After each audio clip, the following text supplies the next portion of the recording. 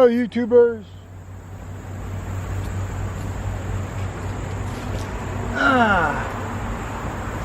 Joe Kersey here on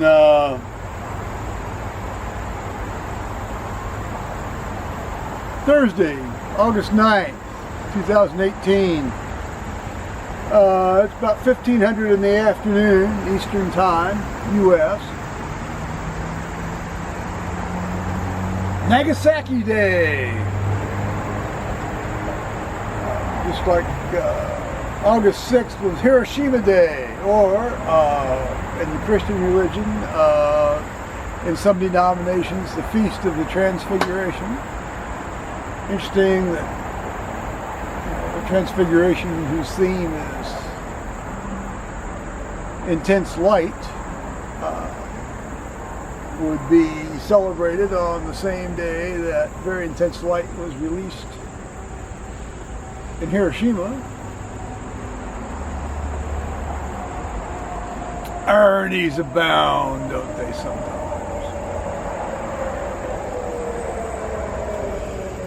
As you know, perhaps you might be saying, Joe, you look like you're functioning a bit better today. And I would say yes, because I'm now taking 8 milligrams of methylprednisolone a day here for this back/hip/ situation. It's very clear I've got some degree of nerve root impingement on L2, 3, 4, and 5. And maybe even S1 as well, L5, S1, you know, L2, 3, L3, 4, L4, 5.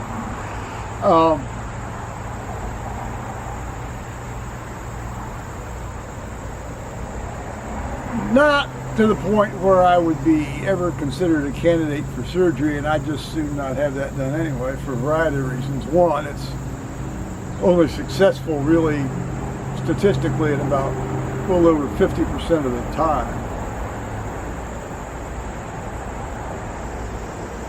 So I got looking around and trying to read some stuff about using oral steroids for this.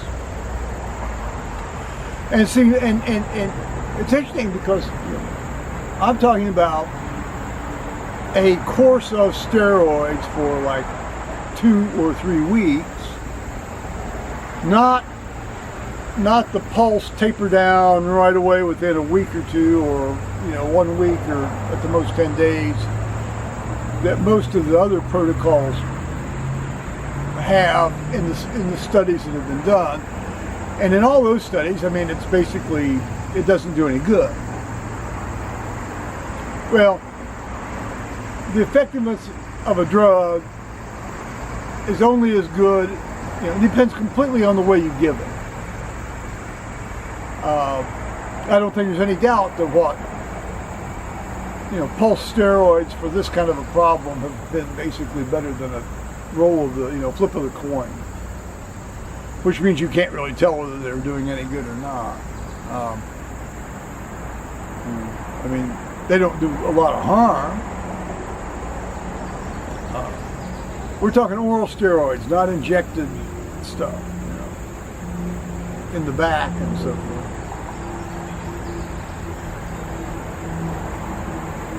In any case,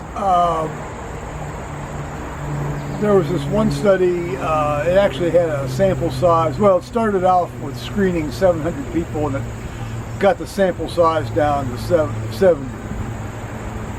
And so you had about 40 in the steroid group, and you had the other 40 in the gabapentin group. Initially, there was not a placebo control group, which I suppose at that stage of the game, if given the kind of people they were trying to look for, would be marginally ethical to have that kind of a placebo-only group. I suppose they could have one with like physical therapy only, but they didn't in this thing. And their protocol was, well, they were using triamcinolone, 4 milligrams of triamcinolone twice a day. Well, triamcinolone and methylprednisolone are milligram for milligram equivalent.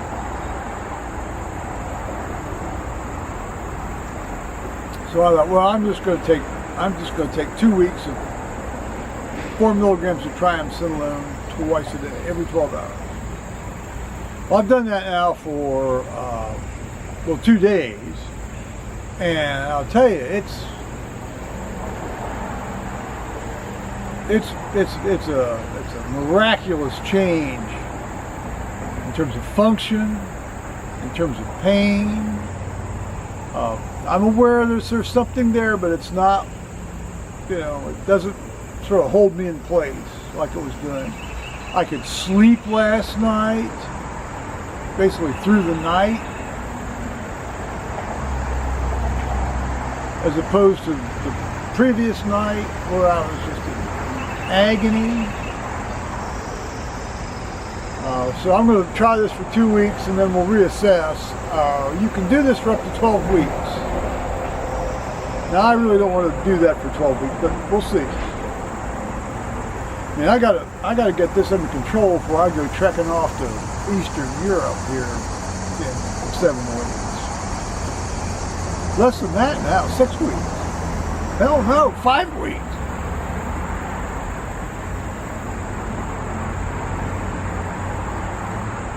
But I'd have to say last night was truly the first pain-free night I've had since the middle of June.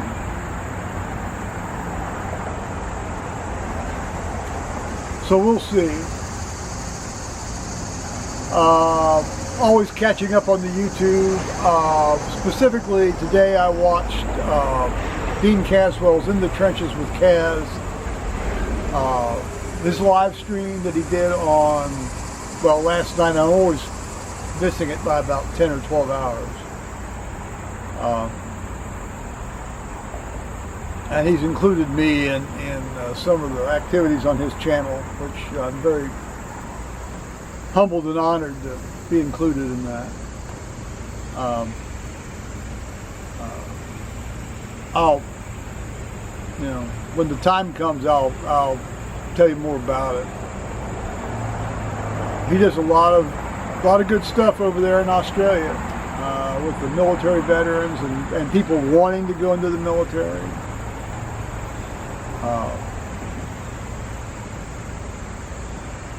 There's something going on up next door. I thought it sounded like my kettle was boiling, and I already made my tea about an hour ago.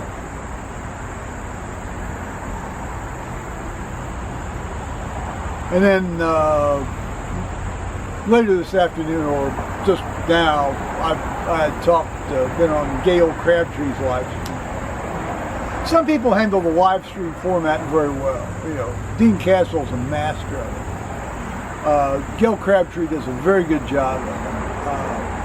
Others, not so much. Dawn Rambles down in Maryland is she's getting a lot better at it.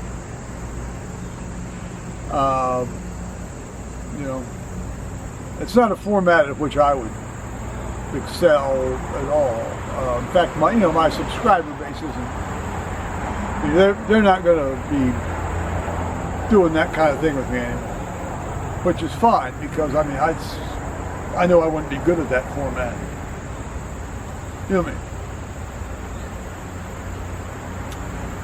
I mean? Okay. That's sort of the good news for today. I'm functioning a bit now. Of course, maybe I'll be pissing and moaning again tomorrow or later tonight. But I don't think so. I think we might be onto something here. And of course, you read the side effects of steroids, potential side effects of steroids. By the way, those are side effects of chronic steroid use, not a focused,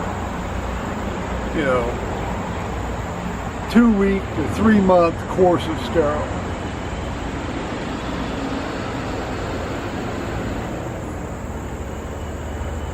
And in any case, it's not like I'm taking a gob of them. I mean, so a lot of the protocols, they want you to take like 24 milligrams of methylprednisolone right off the bat. You know, and that's fine if you're having an allergic response. No, you get stung by a bee, that's exactly what you do. And then you taper it down right away. But this isn't getting stung by a bee. This is trying to settle down what's now been almost a 2-month course of, you know, almost but not quite chronic inflammation of the nerve roots. Don't ask me how it started. I haven't got the faintest idea.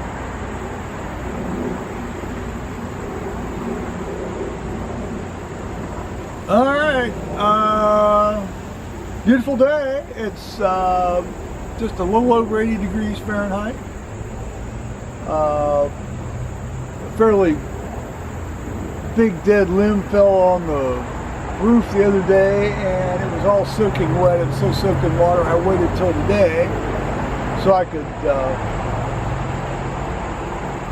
you know, pull it off the roof. It was tangled up in wild grapevines. I need to get my big loppers and extended things and cut these grapevines down out of this tree. I don't want it crawling up into my walnut trees.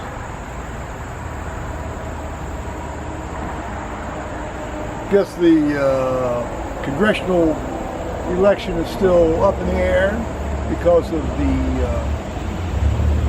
absentee ballots and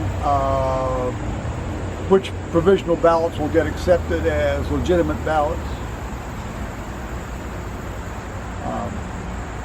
I guess they found some late reporting votes from Franklin County. Of course it was in Franklin County. That narrowed the margin from 1,700 some votes to 1,500 some votes. Okay. So we'll see. I'm sure the news media will be having lots of fun on that.